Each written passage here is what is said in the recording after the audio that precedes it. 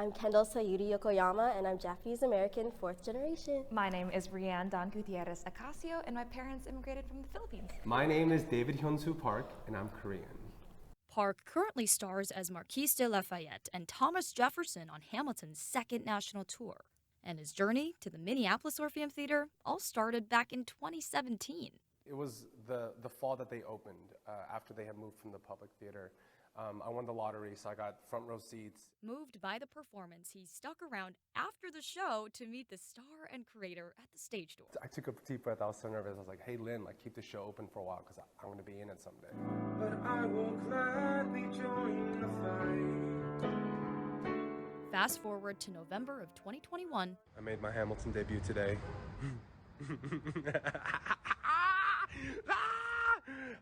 It was crazy. I made a million mistakes, but it didn't matter because my cast is amazing and they held me through all of it. But pursuing a career in the arts isn't all that common for many Asian Americans. Thinking about immigrant parents and stereotypes growing up, they always say, as an Asian kid, you should want to go to school to be a doctor, or you should want to be a dentist or a lawyer. How did that conversation play out when you told your family, hey, I want to pursue this? My mom's an optometrist, my dad's a chemist. I think they did want me to go in that direction, but pretty quickly, the day that I really started doing theater, I was like, this is what I want to do for the rest of my life. But my sister is going to be a doctor. She's going to med school, so. I got you. She's like, I got you. She stayed at home, I went away. Were you ever scared that maybe your ethnicity would not get you a gig? Were you ever scared or had any doubts about that? In school, you kind of study roles, and especially as an Asian actor, you're either studying roles that you could play that normally a non-Asian person plays, or you're doing the King and I in rep class, and it's kind of that's not who I am. I auditioned for Addams Family years ago for community theater, and they were like, well, sweetie, you can't be Wednesday because your parents have to be Asian. I was nervous to not be Asian enough for Asian jobs. That's how competitive we've all made us to be. There's only one spot for an Asian person. Thanks to shows like Hamilton that focus on colorblind casting, there are more opportunities for all. Families they can look however they want to nowadays. And I've never run into an issue with we have an Asian Skylar sister, a black Skylar sister, a Latina Skylar sister. They don't look like they're a family. I don't think that's ever been an issue, at least vocally. In this show, every person is seen at some point, and that's also a beautiful part of it. That's why at the end of the show, we bow in a straight line. Hollywood is making changes too. It changed everything for all of us. My voice is going higher because it was just not even a relief, but just such an honor to see that and be alive for that. We see all these streaming sites making all these shows, and some of them get canceled after a season, but I think that is actually the remedy, where we're just give a lot of people of a lot of different backgrounds the opportunity to tell a story and tell it the way they want to tell it, and let the people decide what they want to consume. I think that's getting me out of this victim mindset that Asians don't get repped enough. They do now. When you guys are exploring in Minneapolis, do you guys go together? Do you guys separate? Is it too much time that you guys are spending together sometimes? You guys need some space. I love going by myself, or just one friend, but a big group thing is hard to organize, and sometimes, we see each other every day. We'll be okay apart. But I've done a lot in Minneapolis. Yesterday went to the Minnehaha Falls, and I've been to the Walker Art Museum, the Minneapolis Sculpture Garden with the big spoon and cherry. When we get to a new city, if there's a local in the company or knows about the city, they usually provide us a recommendation sheet. So I've been just checking off everything on that list. I haven't done enough. Oh my gosh. Same. You didn't Mall of America?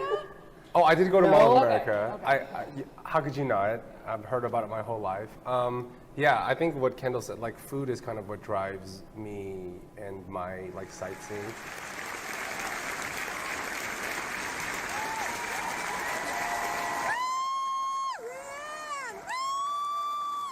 They came all the way from Germany to see me as Eliza, and it was, It makes me so emotional because like I finally got to show them, and just having them in the audience and loving it and telling me that they're proud of me, which I don't get that a lot. In Asian cultures, being affectionate can be uncomfortable.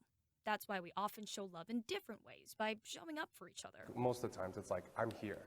Like my time and my energy and my attention is my currency, and I'm giving it to you. Of course, they didn't tell me this until after they were on the plane. Like, I don't want to say it to her in person, but my dad's like, your mom and I are so proud of your accomplishments. And we're so proud and excited for what's to come for you. How did that make you feel? I cried immediately. I'm like tearing up thinking about it right now.